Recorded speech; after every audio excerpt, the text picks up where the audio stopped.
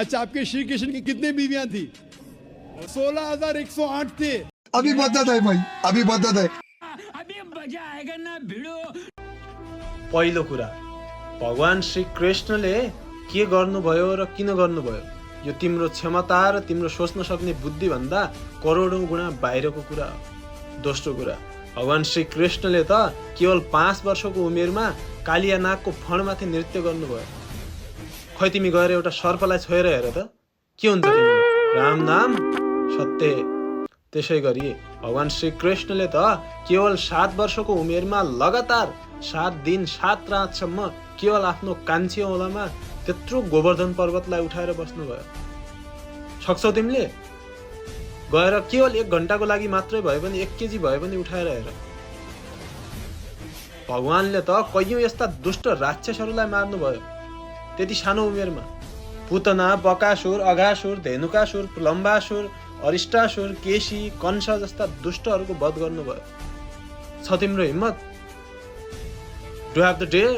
Do have the courage? वास्तवमा यहाँ के भएको थियो भने एउटा नरकासुर भन्ने जुन दुष्ट राक्षस थियो त्यसले ती कन्याहरूलाई अपहरण गरेर लगेको थियो। भगवान श्री कृष्णले त्योसँग युद्ध गरेर ती कन्याहरूलाई छुटाउनुहुन्छ। त्यसपछि कन्याहरूले भन्नुहुन्छ, अब हाम्रो परिवारले हामीलाई स्वीकार गर्दैन, अब हजुरले नै हाम्रो सहारा बन्नुपर्छ, हामीसँग बिहे गर्नुपर्छ भनेपछि जसको कोही छैन त्यसको भगवान श्री कृष्ण हुनुहुन्छ। अनाथहरूका पनि नाथ भगवान श्री कृष्ण हुनुहुन्छ। त्यही भएर उहाँले कुनै पनि सङ्कोच नमानेर हुन्छ भनेर ती 16,108 वटा गोपिनीहरूसँग विवाह गर्नुभयो। त यहाँ इन्ट्रेस्टिङ कुरा के हो भने भगवानले त ती गोपिनीहरूको लागि यस्तो दिव्य महल बनाउनु भएको थियो। सुन, चाँदी, हिरा, मोतीले सुसज्जित महल थियो।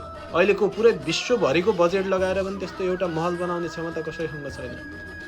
र अर्को इन्ट्रेस्टिङ कुरा के छ भने यहाँ भगवान त एकैचोटिमा आफ्ना 16,108 पत्नीहरू समक्ष हरेक समय उपस्थित हुनुहुन्थ्यो। कसैले गर्न सक्छ? छ कसैको हिम्मत? छैन नि, होइन? त्यही भएर भगवानले के गर्नुभयो र किन गर्नुभयो त्यो तिम्रो सोच्न सक्ने क्षमताभन्दा बाहिरको कुरा हो। त्यही भएर भगवानको बारेमा बोल्नुभन्दा अगाडि सोचेर बोल्नुपर्छ। हरे कृष्ण।